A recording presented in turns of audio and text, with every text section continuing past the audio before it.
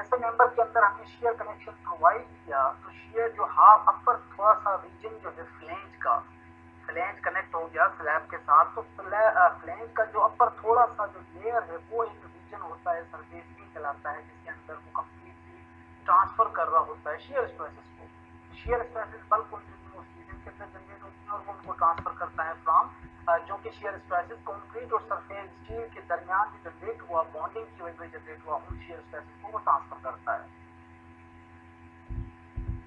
इसी तरह से सरफेस ए की तरह हमारे पास सरफेस बी पॉइंट जो कि आपको यहाँ पे नजर आ रही है, सरफेस ए तो हमारा हो गया ना, थोड़ा सा हाफ से भी कम फ्लेंज का हिस्सा और ऊपर जो पोर्शन छोटा सा नजर आ रहा था, ये हमारा पोर्शन जो है वो बेसिकली कंपोजिट के तौर पे एज अ शेयर ट्रांसफर करने के लिए यूज होता है। अब ये बी पॉइंट पे जो नजर आ रहे हैं चीजें, ये बी पॉइंट वाला जो रीजन है, this will transfer the shear strength of concrete is utilized as a surface be shear strength of concrete is fully utilized, यहाँ पे शेयर स्ट्रेंथ कंक्रीट का जो है वो यूटिलाइज होगा। तो जैसा हमने डिस्कस किया, share surface A is transferring shear stresses between the bond of concrete and steel, और बी सरफेस जो है वो शेयर स्ट्रेंथ ऑफ कंक्रीट जहाँ पे फुल यूटिलाइज होती है। उसके बाद जो थर्ड रीजन है, the share capacity is low, the share capacity हमारे पास बहुत कम है, share reinforcement can also be provided, कि अगर आप शेयर रिइंफोर्समेंट अपने प्रोवाइड तब कर रही है जब आपके पास ओवरऑल शेयर कैपेसिटी जो है वो मैच नहीं कर रही है हमारे स्ट्रक्चरल एलिमेंट के साथ। अब शेयर कनेक्शन के अंदर हमारे पास दो एलिमेंट्स होते हैं, दो कनेक्शन हैं। For example section with share reinforcement, कि अगर आप कंपोजिट मेंबर्स हैं, आपका स्लैब और बीम का दोनों को हमने एज अ कंपोजिट ट्रीट किया है, तो उसके अंदर केस के अंदर हमने स्टील का आई सेक्शन यूज कर लिया और सराउंडिंग के अंदर आपकी नॉर्मल रिइंफोर्समेंट या शेयर रिइंफोर्समेंट नजर आ रही है, तो ये सेक्शन बेसिकली हमारा जो है वो स्टील सेक्शन शेयर रिइंफोर्समेंट कहलाता है। और सेकंड जो सेक्शन है कंपोजिट सेक्शन है, जो कंडीशन के अंदर फॉर एग्जांपल आपके कॉलम्स हैं या जो आपके वर्टिकल एलिमेंट्स हैं, उनके अंदर आप एक हॉलो सेक्शन टाइप प्रोवाइड करते हो, जिसके अंदर सेंटर के अंदर आपने स्टील सेक्शन रखा, उसके सराउंडिंग के अंदर आपने इनकेस्ड बना के जो है वो स्टील की रिइंफोर्समेंट प्रोवाइड की, उसके बाद आपका कंक्रीट वगैरह फिल हो जाता है। तो ये सेक्शन हमारा बेसिकली जो है वो इनकेस्ड सेक्शन कहलाता है कंपोजिट कॉलम सेक्शन का। In some cases हम formed steel deck with ribs भी यूज कर सकते हैं, कि स्टील के अंदर corrugated sheets वगैरह जिस तरह से होती हैं, तो हम जो है वो स्टील की डेक्स वगैरह जिस रिब्स वगैरह बनी जो होती हैं वो भी हम some cases के अंदर यूज कर सकते हैं। अब जैसा हमने शेयर कनेक्शन के अंदर डिस्कस किया कि some cases के अंदर हम deck slabs with ribs भी यूज कर सकते हैं, तो using formed steel deck with ribs parallel to the beam हम यूज कर सकते हैं। यहाँ पे आपको नजर आ रही है चीजें, फिगर के अंदर आप देख सकते हैं कि we have a dia of shear connector हमारे पास less than equals to 90 millimetre given है, that must be anchored to all supporting members at the spacing limit 460 millimetre के हिसाब से आपने उसको सपोर्टिंग एलिमेंट्स को एंकर करना है, कनेक्ट करना है। उसके बाद जो रिब्स है, रिब्स की हमारे पास विड्थ है, WR is the average width of the ribs and HR is the height of the formed steel ribs, हमें गिवन है less than equals to 75 millimetre and equals to 50 millimetre minimum. उसके बाद जब आप ribs वगैरह use करते हैं, overall height HF जो है वो आपको नजर आ रही है, यहाँ पे शेयर कनेक्टर की हाइट है, स्लैब आपकी नजर आ रही है। इस केस के अंदर हमारी जो रिब है, स्टील के फ्लेम्स हैं, ये बॉटम सरफेस के इनकम्प्लीट जो है फॉर्मवर्क के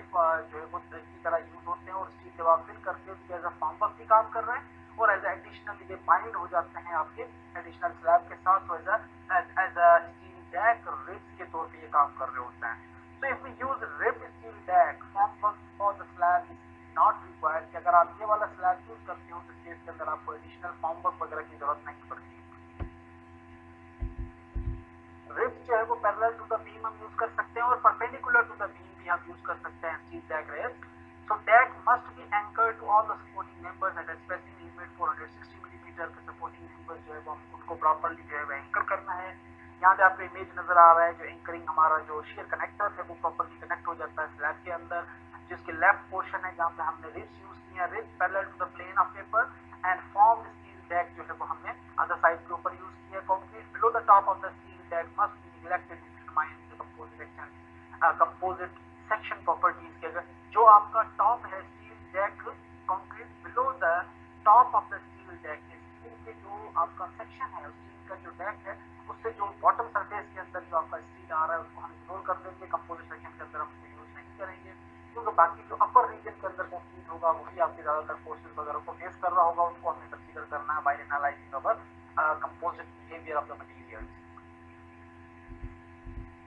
यहाँ पे आप टी बीम ऑलरेडी सुन के आए होंगे कि टी बीम के अंदर हम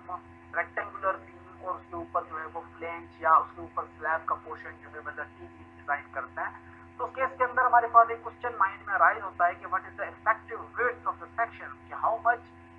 of the complete slab will act as a part of like जो है वो टी बीम, कि कितना फ्लेंज जो है स्लैब का टॉप सरफेस का जो फ्लेंज है वो कितना बीम के साथ as a composite T beam के तौर पे एक्ट कर रहा होगा, वो हमारे पास इफेक्टिव फ्लेंज विड्थ कहलाती है। उसको हम मजीद जो है वो आगे देखेंगे। अब इस डायग्राम के अंदर आपको एक व्यू नजर आ रहा होगा कि अगर हमारा जो आई सेक्शन है जिसके ऊपर स्लैब हमने रखी है, तो आई सेक्शन के अंदर अगर एक्सटीरियर कॉर्नर के ऊपर आई सेक्शन यूज हो रहा है तो इफेक्टिव फ्लेंज विड्थ जो है वो एक साइड के अंदर हमारी शिफ्ट होती है और वहां से हम कंसीडर करते हैं।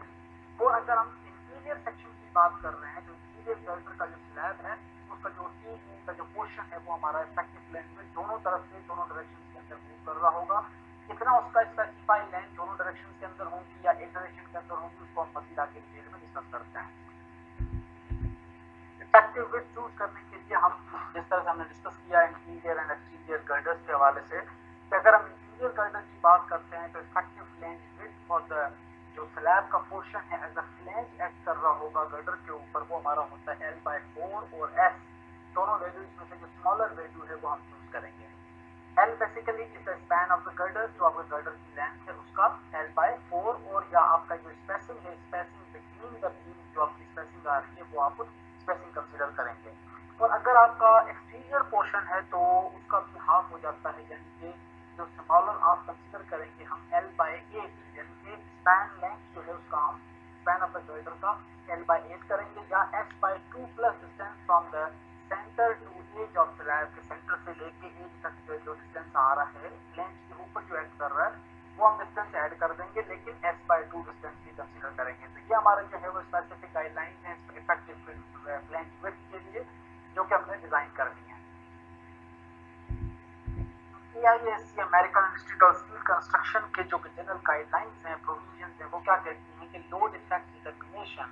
कि लोड इफेक्ट हम किस तरह से कैलकुलेट करते हैं, उसके लिए determining the load effect and connections of a structure that includes the composite beams, considerations must be given to the effective sections at the time each increment of load is applied, कि हर increment load के हिसाब से हम जो है effective sections को consider करेंगे, उनके अंदर as a composite beams use करेंगे और overall जो load का effect है वो हमने consider करना है। उसके बाद plastic stress distribution है। plastic stress distribution के अंदर all concrete has a stress to concrete या compression के हवाले से तो हम 85% या 0.85 ऑफ एफसी डैश कंसीडर करेंगे, और steel has a stress of yield stress, जो टेंशन की स्टील के अंदर यील्डिंग स्ट्रेस होती है उसको हम कंसीडर करेंगे as FY. Concrete compression in round HS high strength yield, high strength steel जो है हमारा viscosity 0.9% FC dash due to concrete confinement. ये कंक्रीट कंप्रेशन है, अगर आपके हाई स्ट्रेंथ स्टील वगैरह यूज किए हैं कंक्रीट के साथ उस केस के अंदर हम 90% of the concrete compressive strength को कंसीडर करेंगे due to the concrete confinement. के बाद हमारे पास आता है शोरिंग का कॉन्सेप्ट। अब शोरिंग बेसिकली के अंदर हम क्या करते हैं कि vertical support provided to fresh concrete at strength is gained, कि हम लोड या वर्टिकल सपोर्ट जो है वो प्रोवाइड करेंगे जिसमें हमारा जो फ्रेशली प्लेस्ड कंक्रीट है वो अपनी एक रिक्वायर्ड स्ट्रेंथ अचीव कर चुका होगा। So the weight of fresh concrete is not transferred to the steel but directly transferred to soil through vertical support. कि आपने जब स्लैब बनाना है तो उस केस के अंदर आपने जब स्लैब को प्लेस किया तो स्लैब का जो अपना सेल्फ वेट है वो आपने फ्रेशली प्लेस कंक्रीट का डायरेक्टली बीम के ऊपर अप्लाई नहीं करना, क्योंकि फ्रेशली प्लेस कंक्रीट जो है वो हैवियर कंक्रीट होता है, उसकी डेंसिटी जो है वो ज्यादा होती है। तो इस केस के लिए हम क्या करेंगे, उसके लिए एडिशनल सपोर्ट बनाएंगे जिसकी वजह से स्लैब का जो लोड है या शटल इस तरह से लगाएंगे कि स्लैब का जो लोड है वो बाकी एलिमेंट्स के थ्रू ट्रांसफर होता रहे to the directly to the soil. So no shoring is preferred in bridging when vertical supports are difficult to be provided. Sometimes जो है वो शोरिंग शोरिंग जो है वो एडिशनल सपोर्ट कहलाती है बेसिकली। तो शोरिंग समटाइम्स पॉसिबल नहीं होती in the cases of bridges के अंदर, यहाँ पे आपको जो है वो एक जमीन की जो लेवल है वो बहुत डाउनवर्ड होती है, इस वजह से आप शोरिंग एडिशनल प्रोवाइड नहीं कर सकते। So when 75% of the 28 tail strength is achieved, the composite behavior is developed and the composite section is used to resist the loading. जब आपकी 28 डेज की स्ट्रेंथ है उसका 75% स्ट्रेंथ अचीव हो जाती है तो सेक्शन को हम कंसीडर करते हैं कि अब आपका जो सेक्शन है कंपोजिट वो डेवलप हो चुका है। अब एडिशनल लोडिंग्स वगैरह उसके ऊपर एक्ट भी कर सकते हैं या आप लोड अप्लाई कर सकते हो या ट्रांसफर ऑफ द लोडिंग को अलो कर सकते हैं।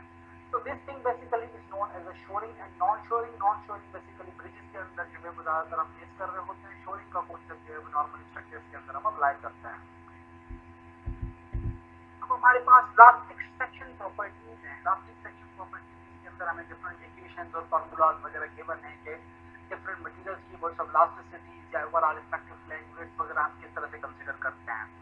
So basic parameters we have A for the shear strength, I for the deflection and S for the flexural strength. These are the samples जो कि हम यूज कर रहे हैं। Transform section will be developed by changing concrete area into an equivalent steel area. तो transform section जो है आपका तब कहलाता है जब आपके ओवरऑल कंक्रीट का जो एरिया है वो इक्विवेलेंट आप ट्रीट करते हो स्टील के एरिया के equivalent. So equivalent area steel is equals to concrete area divided by N. N basically is the modular ratio again. Equivalent factor